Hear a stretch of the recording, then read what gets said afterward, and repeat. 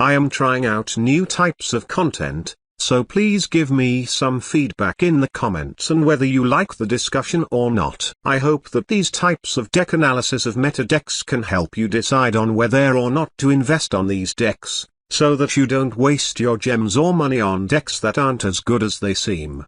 I always knew that Meklords have potential from the very start. All it took was one consistency skill and one good boss monster, as well as a random train with a funny face. Let's dive into the analysis. Meklords are originally an archetype made to counter synchro monsters, but they don't really do a good job on it, and this gimmick is also too niche for it to actually be meta-relevant. Instead, Meklord decks found themselves a place in the current meta by being a consistent Xyz deck that can easily summon rank 4 machine monsters and gigantic beatsticks, while still having plenty of space for back row. The deck works well against all types of decks, not just synchro decks, because their newest boss monster, Meklord Astro Dragon Triskelion, equips a monster straight from the extra deck and gains an absurd amount of attack. If that wasn't enough of a threat, Meklord Army of Weisel gives it piercing damage, and Thomas the Tank Engine lets it attack your opponent directly.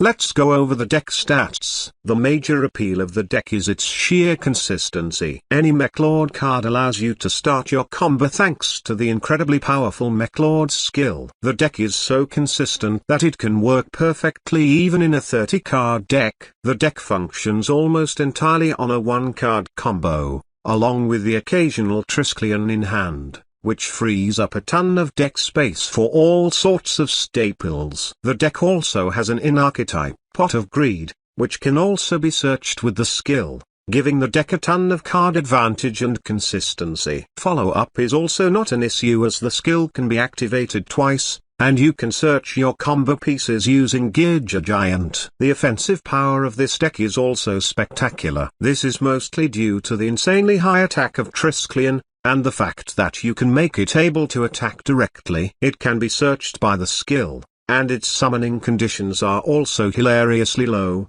which means you'll be summoning it in pretty much every duel. This gives Meklords one of the best decks with the most threatening turn 3 plays in the history of Duel Links, not because of their ability to clear out the entire board like Gandora or Thunder Dragons in the past, but instead they have a singular monster with such insane raw power that your opponents would instantly lose if they let it land just a single attack. Even if it can't attack directly, this beast of a monster could attack monsters 3 times, which would basically wipe your entire board of monsters with its monstrous attack stat. The deck also has an impressive defense given by the floating effect of Meklord Army of Skill and the huge amount of back row the deck can use. Combined with the draw power of the deck, you would expect it to end on a board with 2 set back row almost every time. The deck is also basically a no-brainer. There is basically only one combo, which is to normal summon Obligato and pop itself to Xyz summon whatever you need, and summoning Triskelion to deal some big boy damage. Their playstyle is not much different from Harpy's. A main problem for players who want to play this deck is that Triskelion is only available in a selection box for now. Fortunately it is only an SR card, which isn't too hard to get using only gems, but if you aren't lucky enough, you would either need to spend real money or give up entirely. The other in-archetype cards are quite easy to get, all being in the same mini box, but ideally you would want to run a lot of staple back row, which can be a problem for newer players who don't have a lot of them.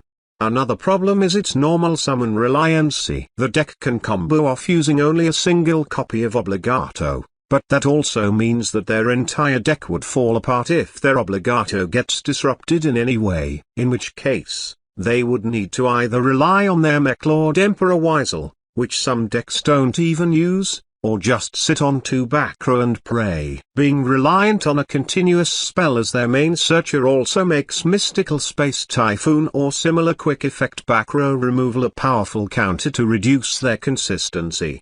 Overall, I think this deck is honestly not bad. You might want to give it a try if you happen to get yourself a Triskelion or 2, but I wouldn't suggest going out of your way to build this deck if you don't have any Meklord support at all, or if you just don't really like this deck that much. The deck is nothing game-breaking, and there are better decks in the game. Thanks for watching. Goodbye.